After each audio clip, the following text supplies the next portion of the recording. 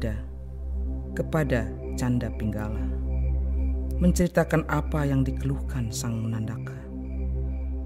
Canda Pinggala nampak terjenuh, memejam matanya.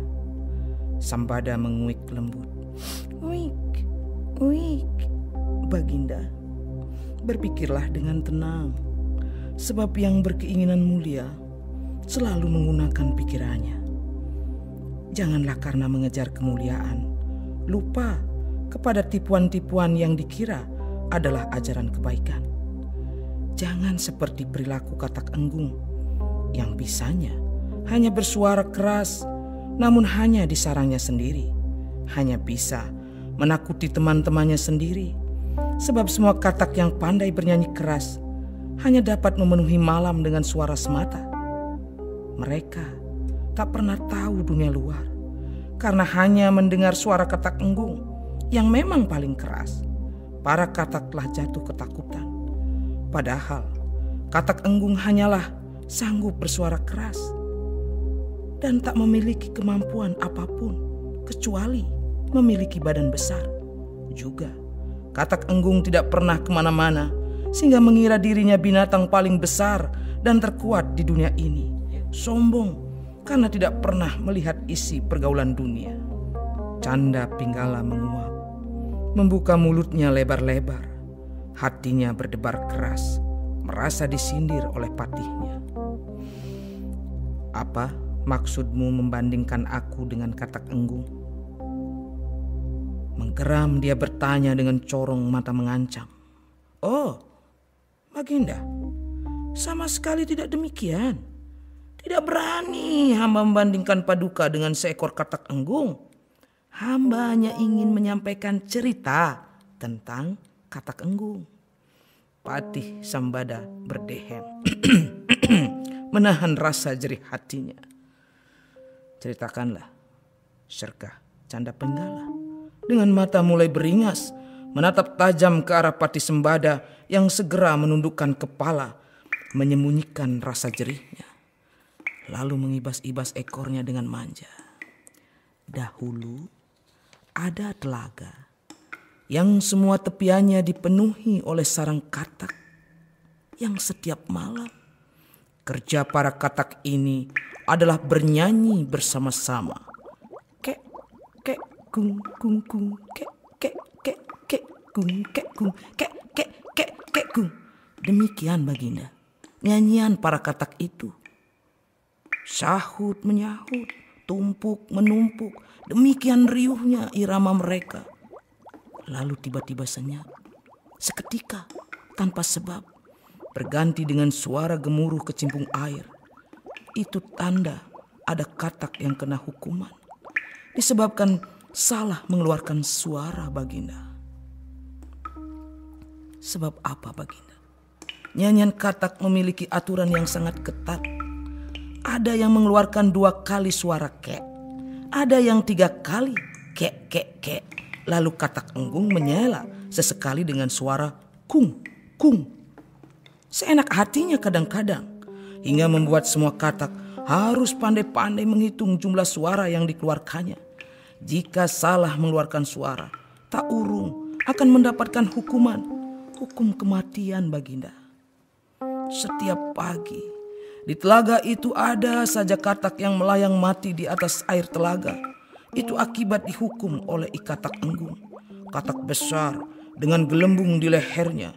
Pemimpin para katak yang membuat peraturan kejam menghukum katak yang salah bernyanyi dengan hukuman semburan racun yang mematikan.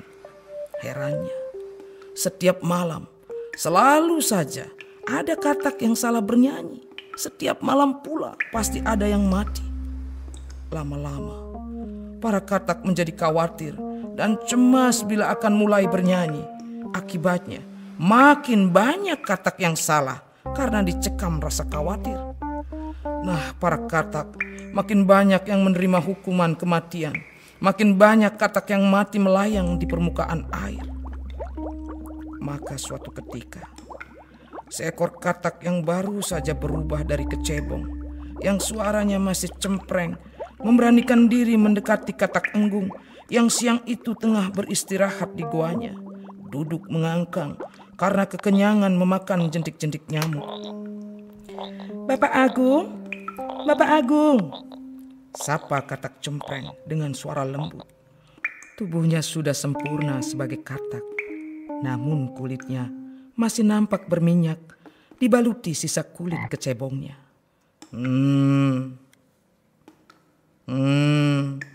Katak Enggung berdehem. Tatapannya sungguh sombong dan meremehkan. Ada apa kau Katak Cempreng?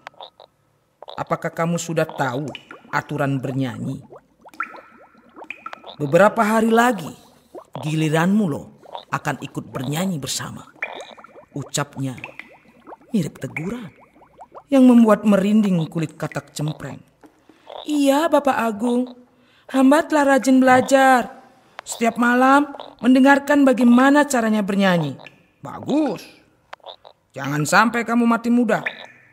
Katak Enggung menimpali dengan mengembung-embungkan lehernya, menjulurkan lidahnya, mendongakkan perutnya yang besar.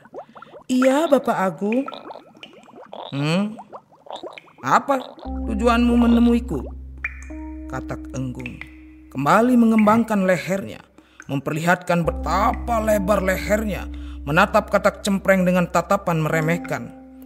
Hamba hanya mau bertanya, mengapa Bapak Agung ditakuti oleh semua katak di telaga ini? Mendengar pertanyaan Katak Cempreng, Katak Enggung tertawa lirih. King king king king king king king king king king king king king king king. Senyumnya mengembang sinis. Pertanyaan bodoh. Pertanyaan bodoh, dasar kecebong. Otakmu masih kecebong. Ya. Aku ditakuti karena aku terkuat dan terbesar dibandingkan semua katak yang ada di telaga ini. Bahkan aku yakin di seluruh jagat akulah binatang yang terbesar. Lihatlah, nyamuk, ikan-ikan, udang, semua penghuni telaga ini, semuanya tak ada yang memiliki tubuh sebesar dan sekuat aku. Benarkah? Katak Enggung tertawa sombong. Kung kung kung kung kung kung kung kung kung kung kung kung kung kung kung. Benarlah. Kalau tidak mana mungkin aku ditakuti. Jawabnya dengan suara mirip bentakan. Maafkan hamba. Kemarin hamba mendengar burung-burung yang singgah berenang menceritakan binatang yang sungguh besar. Kata mereka, binatang itu bernama gajah. Karena penasaran, hamba mengintip ke tepian telaga, melompat di atas daun teratai.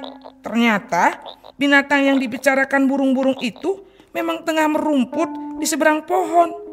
Memang sungguh besar binatang itu. Sungguh hamba takjub, tidak menyangka ada binatang sebesar itu. Apa? Katak Enggung mendelikkan matanya. Lehernya kembang kempis. Kamu yakin ada binatang yang demikian besar? Lebih besar daripada aku? Dasar kecebong! Kamu belum melihat seperti apa kebesaran tubuhku. Iya Bapak Agung, hamba telah melihat memang ada binatang yang teramat besar. Seperti apa besarnya? Besar sekali Bapak Agung. Hah? Itu karena aku belum mengembangkan tubuhku. Katak Enggung mendengus, mengangkat kakinya, meleletkan lidahnya, bolak-balik melompat memperlihatkan perutnya. Menurutmu sebesar apa binatang itu? Besar sekali. Katak Enggung dengan sombong mengembangkan lehernya, menguncupkan mulutnya. Sebesar ini bukan? Tanyanya dengan mata mendelik bangga. Lebih besar, sahut Katak Cempreng dengan gemetar. Sebesar ini. Kembali Katak Enggung mengembangkan lehernya, kakinya ia rentangkan, perutnya membesar 2 kali lipat. Katak Cempreng menggelengkan kepalanya, mengatupkan matanya menahan rasa takut. Lebih besar lagi Bapak. Katak Enggung terkekeh. Kung, kung, kung, kung, kung, kung. Kamu takut melihat kebesaran tubuhku? Ini belum seberapa. Dipompanya diri, mengembang dan mengembungkan seluruh tubuhnya. Sebesar ini. Tanya Katak Enggung lagi dengan pongah. Matanya mendelik menahan beban gelembung lehernya. Masih lebih besar, Bapak. Katak Enggung dengan semangat mengembangkan dirinya. Lihatlah, lihatlah, tidak mungkin ada binatang yang lebih besar dari aku. Lalu tiba-tiba gelembung di lehernya meledak. Tidak tahan menahan udara yang terus mendesak lapisan tipis gelembung itu. Katak Enggung terjungkal dengan mata mendelik. Ia pun mati seketika dengan leher terpecah. Mendengar kematian Katak Enggung, para katak bersorak-sorai dan menertawai Katak Enggung yang telah mati karena bersikeras memperlihatkan kebesaran tubuhnya. Canda Pinggala mendengus keras. Kamu mengada-ada.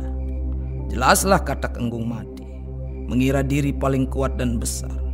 Mana pernah ada Katak Enggung melihat dunia selain sarangnya sendiri? Jangan mencoba-coba menyindirku bagaikan Katak Enggung. Apa kamu pikir aku tidak melihat isi dunia? Patih Sambada menguik jerih, mengangguk-anggukkan kepalanya. Ai, Baginda, jangan berduka dahulu. Hamba yang setia ini hanya menyampaikan apa yang dikatakan oleh Sang Nandaka. Bersabarlah agar kelak Baginda tidak salah menilai kesetiaan hamba. Izinkan hamba menceritakan kambing yang bisa membuat macan ketakutan.